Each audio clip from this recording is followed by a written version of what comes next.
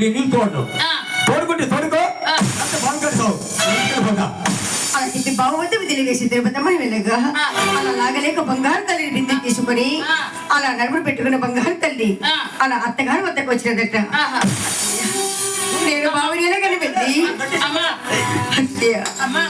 నేను నీళ్లు తోడుతూ ఉండగా నా చేతుల్లో రక్తాలు కలుతూ ఉన్నాయి. చంద్రమ్మ బావ వద్ద వదిలివేసి నీళ్ళు తోడుకుని వస్తావో రావో అని చెప్పి బావ వద్ద వదిలేగా అలా వచ్చాను. నా బంగారు తల్లి, నా చెట్టు తల్లి, అమ్మ నీ చేతులే అమ్మా. అమ్మా చంద్ర, చంద్ర ఏ పరిపాట్ల చేతగాని తల్లిని తీసుకెళ్లి బావి దగ్గర నీళ్లు పోస్తానని నువ్వు తోడుకుని వచ్చేసావుగా, నా మేనకోడలు అలా వదిలేసి వచ్చావు. చేతులు చూడు ఎర్రగా ఏంటమ్మా చంద్ర? నాతో పాటు తోడికి తీసుకెళ్ళి అన్నాను కదా తిరుపతమ్మ, ఏనాడు కూడా కడవ తోడిందని కాదు, ఈ ఒక్క పూట నన్ను చూసి నేర్చుకో, నేను కడవ తోడి పెడతానంటే ఏముందో తెలుసా? ఏమందమ్మా? నన్ను చూసి నేను నేర్చుకునేదేమే, నాకు ఆ మాత్రం నాకు తెలియదా, నా తోడుకోవడం తెలియదు అని చెప్పి నన్ను నానా మాటలు అని చెప్పి గంటి వేసి బావిలో కడిపేసి తను తోడుకుంది.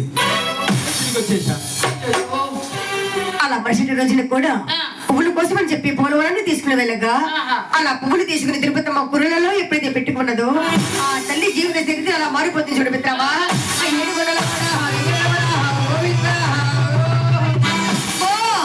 దోమ గుర్తి బొబ్బలు వస్తాయే, అట్టి బొబ్బలు తల్లి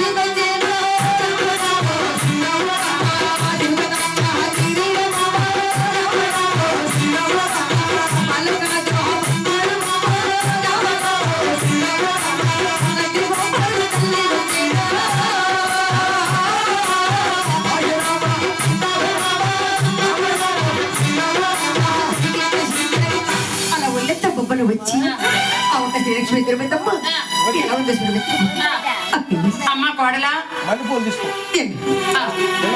నేను బావి దగ్గర నీళ్లు తీసుకొచ్చాను. అవునమ్మా కోడలా. మరి పోలవరానికి వెళ్ళి మరి పువ్వులు కోసి నా కుర్రలలో పెట్టుకోగా నా శరీరం అంతా బొబ్బలంతా వచ్చి ఒళ్ళంతా వేడి మంటలు వస్తున్నాయి. అక్కయ్య చూడమ్మా, కుంకుడికాయలు కొట్టి వేడి నీళ్లు సన్నీళ్ళు ఏకం చేసి నీ తలంటూ స్నానం చేపిస్తున్నా కానీ ఇలా రా తల్లి. కోడలు కూడా పిట పైన కూర్చుని పెట్టి తల కొల్లు వెప్ప తీసి చూస్తున్నదట.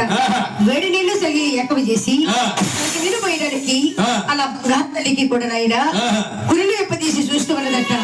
ఆ సమయంలో మగ్గండుగా నిద్రపట్టి ఆ ఒక్క శ్రీలక్ష్మి తిరుపతమ్మ మరి ఎటువంటి కలగండి చూడు మిత్రమా, ఆ 7 కొండలవాడ మరి మంజు గోవునికి వెళ్ళిన గోపీను మరి జన్ను గోవును కూడా పెద్ద పులి కూడా శిరమును బట్టి కట్టించి ప్రాణాలు తీసేట కలగన అలా పైకి లేచి తిరుపతమ్మ ఎలా ఉంది నాయన అత్తయ్య కలగండి కలగండి